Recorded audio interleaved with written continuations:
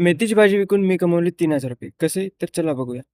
हाय, मी आहे प्रथम आणि स्वागत आहे तुमच्या एका नवीन ब्लॉगमध्ये. सकाळी लवकर शेतात जाऊन पहिले तर मेथीची भाजी काढून घेतली आणि नंतर तिच्या अशा जुड्या बांधून घेतल्या. भाजीच्या मुळाला खूप सारा चिखल होता, त्यामुळे तिला एकदा धुवून घ्यावं लागते. त्यासाठी मोटर चालू केली मी. चिखल धुण्यासाठी मोटर चालू केली आणि मोटरच चिखल फेकत आहे. साला हे दुःख काय खतम नाही होता यार. त्यानंतर सर्व जुड्या धुवून घेतल्या. थोडा पण चिखल नाही राहिला, एकदम फ्रेश झाला आता ते.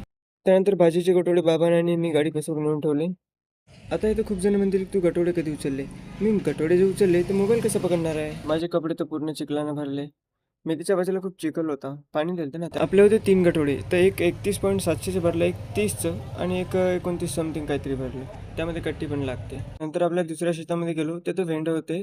भेंडे काही जास्त नव्हते, 15 किलो होते, ते आणण्यासाठी गेलो. ते आपले पूर्ण भेंड्याचा प्लॉट आहे. यावर्षी अर्धा एकर भेंडे लावले. गेल्या वर्षी आपले थोडेसे कमी होते. तर इथून डेली आपल्याला 1 क्विंटलच्या जवळपास ॲव्हरेज देऊन टाकते भेंडे ते.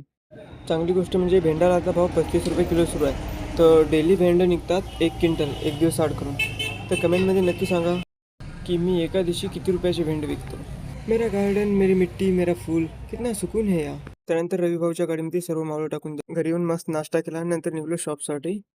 खूप लेट झालं आज, बट शॉपला बसलेला होता प्रेम, त्यामुळे काय टेन्शन नव्हतं. प्रेमला पण थँक्यू खूप सारे. सर्वात पहिले तर दुकानात जाण्याच्या पहिले पाया पडल्या, कारण की दुकान माझ्यासाठी मंदिर आहे.